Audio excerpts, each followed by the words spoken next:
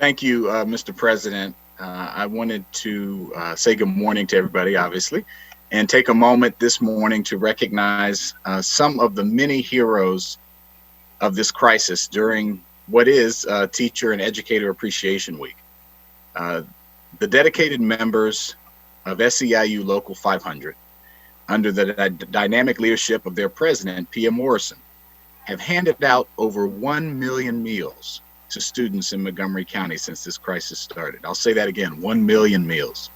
Additionally, they have provided the backbone for our distance learning efforts by handing out Chromebooks to over 60,000 students. We rely on their dedication to fuel our schools, to get our kids to school, to help the next generation grow under their capable hands. They provide the guiding light that leads our children to success and personal fulfillment.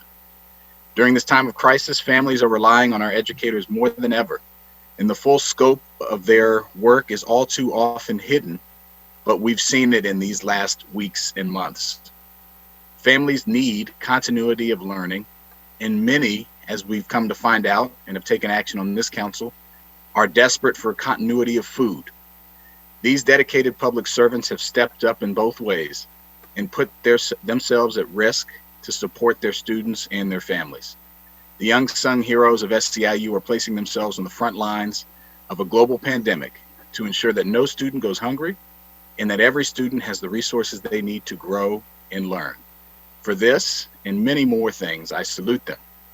As the head of this union, specifically Pia Morrison, who didn't know what she was getting into, much probably like our council president in becoming president during this time, has ably led them through this crisis and helped them reach new heights of compassion, self-sacrifice, and service.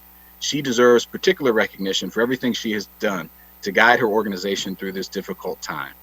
Pia has grown through the ranks of SEIU while continuing her public service at MCPS as an information technology systems specialist.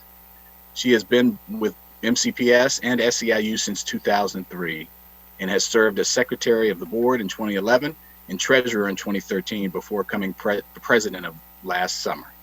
Without educators like Pia, Montgomery County would not be the strongest county in our state and one of the strongest in the country. We would not be the engine that powers the future of our children. So to every educator in Montgomery County, in Maryland, and in the country, we see you, we honor you, and we know your value. Thank you for all that you do for our children and their families. Thank you, Mr. President.